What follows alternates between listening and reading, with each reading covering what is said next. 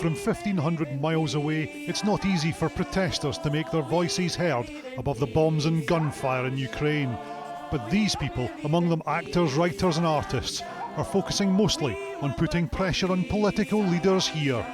Almost a fortnight into this conflict in Ukraine, there's no let-up in the Russian attacks on the cities there, but there's no let-up here in Edinburgh of the protesters against what Putin is doing. Our friend Diana called her cousin and told him to break his legs so he didn't have to go and kill one of their Ukrainian family members. So that's, I think, why I'm here. I'm so furious at what's happening, and it's really frustrating. You feel so helpless that there's nothing you can do, but we can do this. We can stand in solidarity with the people of Ukraine as their country is invaded. The persistence of the Ukrainian people has inspired the world, I think. The fact that the Ukrainian people are resisting so strongly and will continue to resist until this ends and until Russia stops its war is reflected in the outrage that is being expressed by people across the world, and this is just another small example of that outrage. They're outraged by what's going on in Ukraine, but they're also angry that more's not being done here to help the 2 million refugees fleeing war.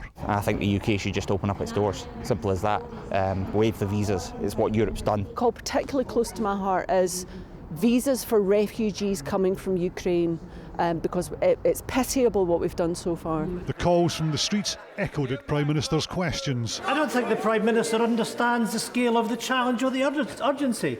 Mr. Speaker, I think everybody sympathises with the plight of refugees, and this government wants to do everything we can to welcome them, and that is indeed what we are doing. And the numbers are almost 1,000 as I speak to him today, and they will rise very sharply, Mr. Speaker. They are uncapped. We expect those numbers to rise in the region of the hundreds of thousands. The US has scuppered Poland's offer of MiG fighter jets to boost Ukraine's defences, although the UK is set to send more anti-tank missiles and is considering sending surface-to-air missiles. The First Minister says the West should not rule out imposing a no-fly zone over Ukraine. I understand and I share the concerns about a direct military confrontation between Russia and Nato that a no-fly zone may lead to. So I understand that. Nobody wants to see an escalation of that nature. But on the other hand, Putin is not acting in any way rationally or defensively. And we have a situation right now where perhaps the only thing nuclear weapons are deterring is the ability to properly and directly help Ukraine. And helping Ukraine is what most world leaders are focused on.